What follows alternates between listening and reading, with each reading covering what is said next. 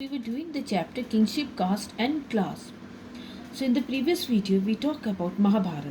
It is a very important literary source to know about the early society. It gives us a vivid descriptions of the social value of the period.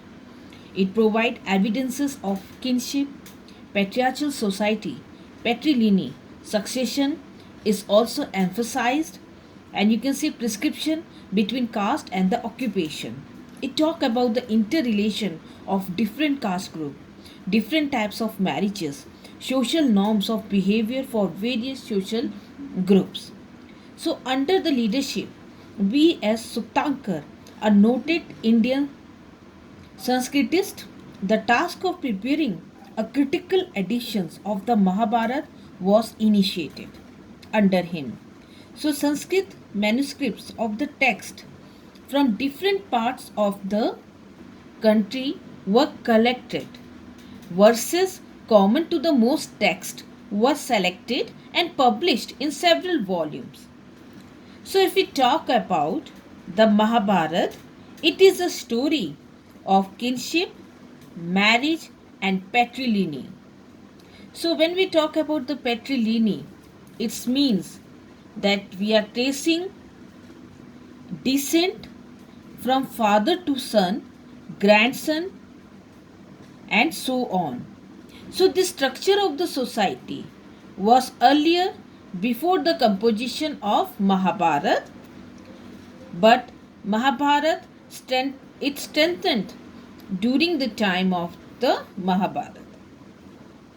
So you can see that the Mahabharata, it is a story which describe a feud, okay, over land and power. So here you can see a quarrel or a dispute for land and power. Here between the two groups of cousins, the Kauravas and the Pandavas. So who belong to a single ruling family, okay, that of the Kuru, and then you saw that Pandavas, they emerged victorious. So here we will see that why this king fall quarreled. So the quarrel between the brother or the cousins, what was the reason? So here you can see an excerpt from the Adi Parv, okay, literally the first section of the Sanskrit Mahabharata, describing why conflicts among the Kauravas and the Pandava. So when we talk about the Kaurav, were the son of the Dhritarashtra, okay, and the Pandavas were the cousin. Since Dhritarashtra was blind, his younger brother Pandu, he ascended the throne of Hastinapur. However, after the premature death of the Pandu, you can see Dhritarashtra became king as the royal prince was, and you can see the royal princes, they were still very young. So as the prince grew up together, you can see the citizens of Hastinapur, they began to express their preference for the Pandavas as they were more capable and virtuous than the Kauravas. So this made Duryodhan, the eldest son of the Kaurav, jealous. He approached his father and said, Lord of the earth, you yourself did not receive this patrimony from Pandu. His son will surely inherit it in turn, and so will his son and his son. So we ourselves with our son will be excluded from the royal successions and become of slight regard in the eye of the world. So here you can see that the passages such as these may not have literally true, but they give us the idea about what those who wrote the text thought at the time. Sometimes, as in this case, they contain the conflicting ideas.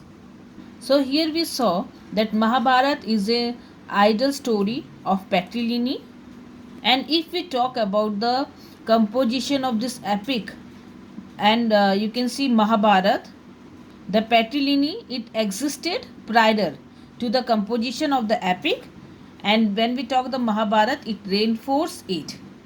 In some situation you can find brother, he succeeded the throne, okay, as we saw in Mahabharata, but sometimes there are other kinsmen, okay, or who are in the blood relations of the relatives, they claimed the throne.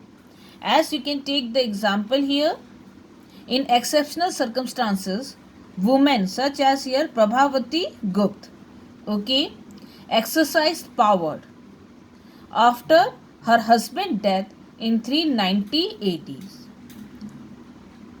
So when we talk about these families or the kinship, they are the part of the large network of people. We define it as a relatives. And when we talk about the son, they are important for the continuity of this patrilineage. Daughters were viewed differently within this framework and they had no claim to the wealth. As you can see here, the sons were important for the continuity. They were considered important, okay, for the family. And you can attitude toward the daughter were different here. They had no claim toward the resource of the household, but marrying them into the family outside the kin was considered desirable. So this system is called exogamy. Here, the custom of marrying outside a community, clan or tribe.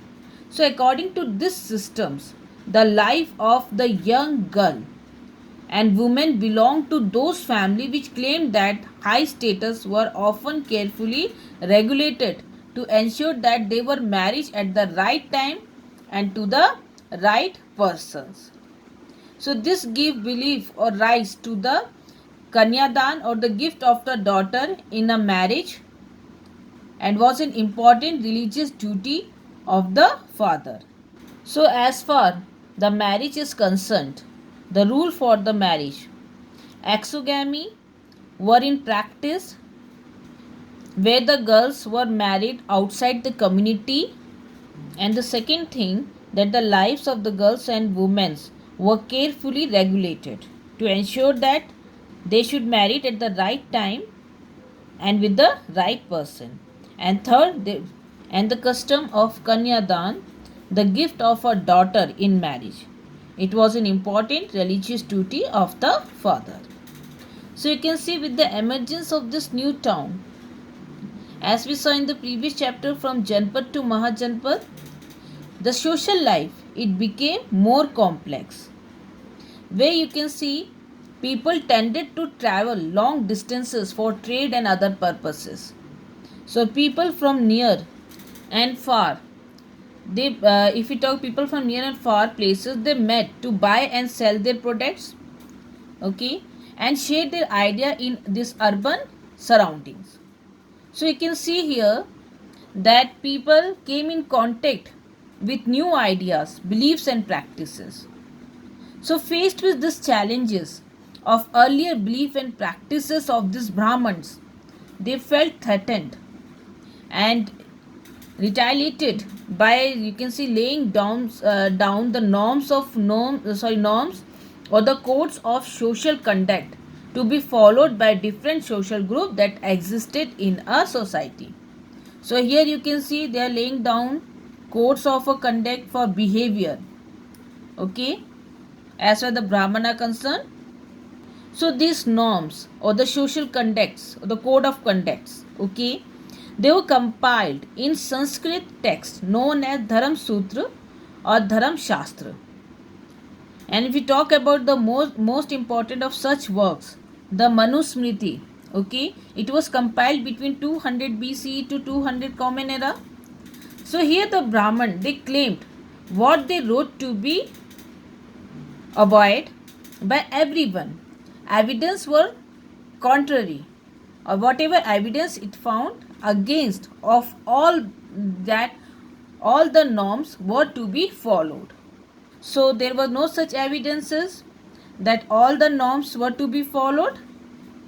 So the reason is there was regional diversity that existed in the subcontinents and difficulties of communication could not make that possible to everyone to follow all the norms or the code of conducts given by the Brahmins.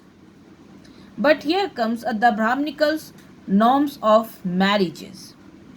Okay, so according to Brahman authors of the text, the Brahman, you can say Brahman norms related to kinship and marriage had universal validity and recognition, but it was not in reality.